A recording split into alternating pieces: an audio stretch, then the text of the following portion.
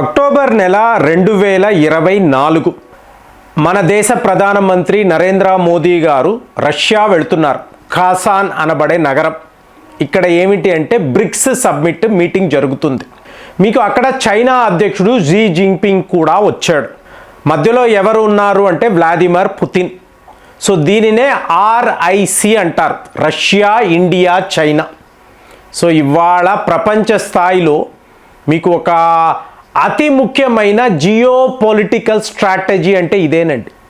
So ఈ టైంలో మోదీ గారు జీ జింగ్పింగ్కి చెప్తున్నారు, ముందు మీరు పీపుల్స్ లిబరేషన్ ఆర్మీ వీళ్లను లడాక్ నుంచి వెనక్కి వెళ్ళిపోమనండి. అక్కడ వాళ్ళు ఉండడము నాకు ఇష్టము లేదు. మనం ఫర్దర్గా మాట్లాడాలి అంటే ముందు ఇది చెయ్యండి.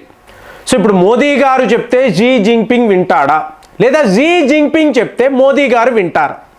లేదు. కానీ పుతిన్ చెప్తే వీళ్ళిద్దరూ వింటారు. కాబట్టి పుతిన్ గారు అక్కడ కూర్చొని మనకు మంచి జరగాలి అంటే ఇది చేసే తీరాలి, జీ జింగ్పింగ్ ఇది నువ్వు చెయ్యి అనిన వెంటనే ఈయన భారత్ వస్తున్నారు, మీకు అక్కడ పీపుల్స్ లిబరేషన్ ఆర్మీ వెనక్కి వెళ్ళిపోయారు. ఇవాళ వార్తలంతా ఇదేనండి. ఈ వీడియో మాట్లాడుతున్న టైంలో సాక్స్గమ్ వ్యాలీ పోయిన వీడియోలో మాట్లాడాను. ఇక్కడ ఒకవైపు ఇండియన్ ఆర్మీ, ఇంకొక వైపు చైనా వాళ్ళ పీపుల్స్ లిబరేషన్ ఆర్మీ. నీది ఎంత, నాది ఎంత? ఇప్పుడు చైనా మీడియా ఏమంటుంది, ఇండియన్ ఆర్మీ ఆల్రెడీ వీళ్ళు మీకు అక్సై చిన్లోకి వచ్చేసారు. 3.5 కిలోమీటర్స్ దూరము ఆల్రెడీ వాళ్ళు లోపల ఉన్నారు. ఈ నిజమా అబద్ధమా తర్వాత, కానీ చైనా వాడిలో ఒక పానిక్, వాడు ఒక క్రైసిస్లో ఉన్నాడు అనేది అర్థమవుతుంది. లేకపోతే వాళ్ళ మీడియా ఇలా రాయరు కదా. ఇక్కడ కూడా ఇప్పుడు నేను మాట్లాడిన ఈ 1000 కిలోమీటర్లు ఆల్రెడీ ఇండియన్ టెరిటరీలోకి వచ్చేసింది సాక్స్గమ్ వ్యాలీ అంటే మనము కాదు, మీకు చైనా మీడియా మాట్లాడుతుంది. సో అదే ఇందులో ఉండే ముఖ్యమైన విషయం. సో అలాంటప్పుడు ఇప్పుడు మీరు చూసారనుకోండి, మనము చెప్పింది చైనా వాడు వినాల్సిన పరిస్థితి. ఎందుకండి వింటాడు? చైనా అంటేనే జిత్తుల మారితనం, వాడిని ఎప్పుడూ నమ్మకూడదు. మన బద్ధ శత్రువులు. ఇంకా అమెరికా అయినా రేపు ట్రంప్ వెళ్ళిపోయాక నార్మల్ అవుతుంది. చైనా అలా కాదు, ప్రతి ఒక్క దేశాన్ని ఎలా వాడుకోవాలి, సో వాళ్ళ గవర్నమెంట్ మనకు ఎలా ఉపయోగపడుతుంది, ఇలా ఆలోచించే ఒక దేశం. అయినా కూడా ద మ్యారేజ్ ఆఫ్ కన్వీనియన్స్ అంటారు చూసారా, అలాగా మనం ఇవాళ ఆలోచిస్తున్నాం. మోదీ గారి ముందు ఒక అతి కీలకమైన ఫైల్, ఇది ఎంత ఒక ప్రమాదకరమైన ఫైల్ అని మాట్లాడుతున్నారు అంటే మొత్తం జియో పాలిటిక్స్ మారిపోతుందండి. ఏంటండి ఈ ఫైల్ ఏమిటి, ఇందులో ఈయన ఎందుకు సంతకాలు పెట్టాలి అంటే, ఇవాళ భారత్కి చైనాకు common enemy America, Donald Trump. అతనేం ఆలోచించాడు, వీళ్ళ ఇద్దరి మధ్య గొడవలు పెడితే నేను సర్వైవ్ అయిపోతాను, సో అమెరికా అనేది మళ్ళీ సూపర్ పవర్గా కనిపిస్తుంది, ఇది అనుకున్నాడు. కానీ ఇక్కడ ఏమైంది, ఉన్నవాళ్ళు మామూలు వాళ్ళు కారు, ఆర్ఐసి అని చెప్తున్నాను.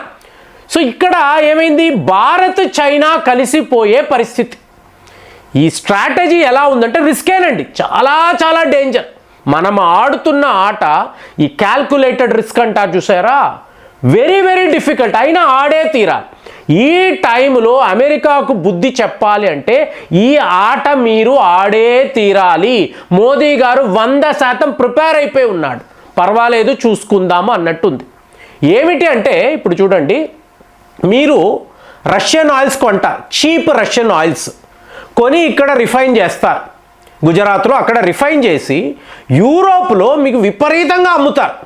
మీకు యూరోప్ వెళ్ళారు అనుకోండి, అక్కడ ఈ పెట్రోలియం ప్రోడక్ట్ చూస్తే అంతా మనమే, తరువాతే చైనా అమెరికా వాళ్ళదండి. అంతలాగా మార్కెట్ను మనం ఆక్యుపై చేసేసాం. సో మనకు విపరీతమైన లాభాలు. ఇప్పుడు ప్లాన్ ఏమిటి అంటే ఇదే పనే చైనాతో చెయ్యాలి. చూడండి, సో చైనా వద్ద చీప్గా ఈ ప్రోడక్ట్స్ కొని మన బ్రాండ్ వేసుకొని ప్రపంచ స్థాయిలో ఈ ప్రోడక్ట్స్ని అమ్మాలి. అంటే మీకు ప్రపంచ స్థాయిలో $80 పర్ బ్యారెల్ అని చెప్పి అమ్మితే భారత్ వద్దకు వచ్చేటప్పటికి $35 పర్ బ్యారెల్ లేదా మ్యాక్సిమం $40 పర్ బ్యారెల్కి అంటే 50% తక్కువకి వాళ్ళు మనకి ఇస్తున్నారు రష్యా వాడు. అందుకే ఎవడు ఏం చెప్పినా మనం వినము, రష్యన్ ఆయిల్స్ కొంటూనే పోతూ ఉంటాం.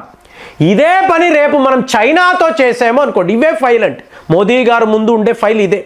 చైనాతో చేసాము అనుకోండి, అంటే మీకు యూరోప్లో ఒక వస్తువుని మీరు $100లకు అమ్మాలి అనుకున్నారు అనుకోండి, ఇక్కడ మీకు $20కే దొరికితే $20 అమెరికన్ డాలర్స్కి కొని మీరు అక్కడ $100 అమ్ముతున్నారు అనుకోండి, ఆ లాభాలు ఎన్ని రెట్లు ఉంటాయి?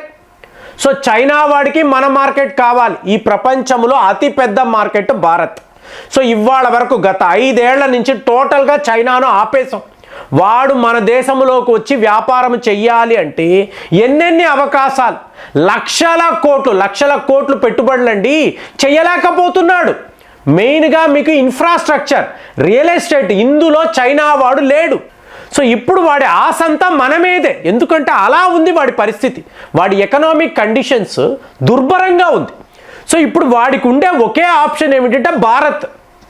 అమెరికా వాడు డంపింగ్ స్ట్రాటజీ అంటున్నాడు, యూరోప్ వాడు చైనా మీద పగబట్టాడు. సో ఇప్పుడు భారత్ను కలుపుకొని భారత్లో వ్యాపారం చేసి మీకు అక్కడ జరుగుతున్న బిజినెస్ ఏదైతే పోగొట్టుకుంటున్నాడో దానిని కాంపన్సేట్ చెయ్యాలని చైనా వాడు చూస్తున్నాడు. ఇదే అవకాశంగా మనం ఏం చెప్తే వాడు వినే పరిస్థితి, వాడు పూర్తిగా వినడండి. కానీ ఇప్పుడున్న పరిస్థితుల్లో ఇలాంటి సిచ్యువేషన్లో మనము ఏం చెప్పినా, అందుకే కదా వెనక్కి వెళ్ళిపోయాడు. ఎన్ని గొడవలు జరిగాయండి లడాక్ వద్ద, మరి సైలెంట్గా వాళ్ళు వెనక్కి వెళ్ళిపోయారు కదా. ఆ భూభాగాలంతా మనము ఇవాళ, అంటే ఆ టెరిటరీ అంతా భారత్ ఆక్యుపై చేసిందని చెప్పి మీకు చైనా కథనాలు. సో ఇది నిజమా అబద్ధమా? మెల్లమెల్లగా డేటా వస్తుంది. మెల్లగా అసలు సాక్ష్గామ్ వ్యాలీలో ఏం జరిగింది, సో మన భూభాగాలు ఎంత, వాళ్ళవి ఎంత, అక్సై చిన్లో నిజంగా ఇండియన్ ఆర్మీ ఉందా, రేపు మనం అడిగితే వాడు ఇస్తానంటాడా ఇవ్వను అంటాడా, ఇస్తే ఏం జరుగుతుంది, ఇవ్వకపోతే ఏం జరుగుతుంది, మొత్తము కూడా మెల్లమెల్లగా ఈ స్టోరీస్ బయటపడతాయి.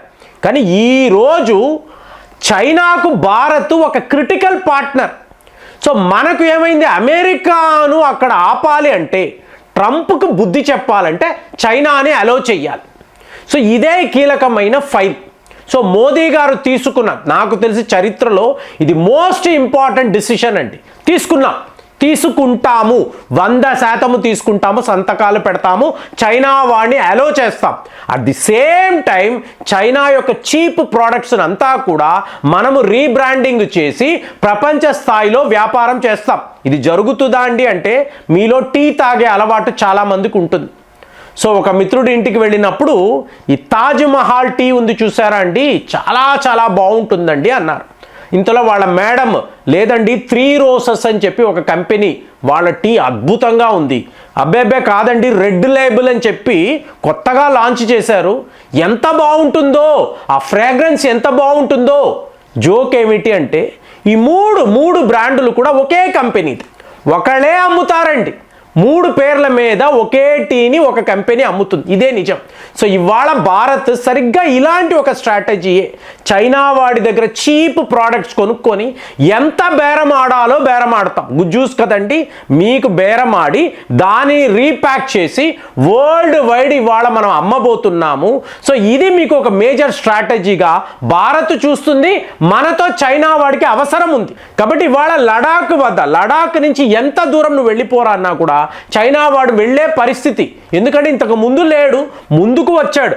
బఫర్ జోన్ అని మనం ఏదైతే అన్నామో, ఇవాళ చైనా వాడు అక్కడ టెంట్లు వేసుకొని కూర్చున్నాడు అనుకోండి, ముందు వెనక్కు వెళ్ళరా అంటే వెళతాడు. ఆల్రెడీ ఇది జరుగుతుంది. మనము మన బఫర్ జోన్లోకి వెళ్ళి మనం అక్కడ పెట్రోలింగ్ చేసి వెనక్కి వస్తున్నాం. వాడే మనల్ని ఆపలేడు. రేపు ఇంకా కూడా మన యొక్క కంట్రోల్, ఈ లడాక్ అనండి, సాక్స్గామ్ వ్యాలీ అనండి, అక్సై చిన్, పిఓకే, ఇక్కడ చాలా ఎక్కువ ఉంటుందని చెప్పి మాట్లాడుతున్నారు. ఇది నౌ ఆర్ నెవర్ అని చెప్పి నేను పదే మాట్లాడుతున్నాను. మరి మీకేమనిపిస్తుంది? చైనాతో ఇలాగ ఒక పార్ట్నర్షిప్, రిస్కీ పార్ట్నర్షిప్ మనం తీసుకుంటున్నాము, దీని యొక్క కాన్సిక్వెన్సెస్ ఎలా ఉంటాయి మీకేమనిపిస్తుంది? కామెంట్స్లో రాయండి. మళ్ళీ వచ్చే వీడియోలో కలుద్దాం. జై హింద్.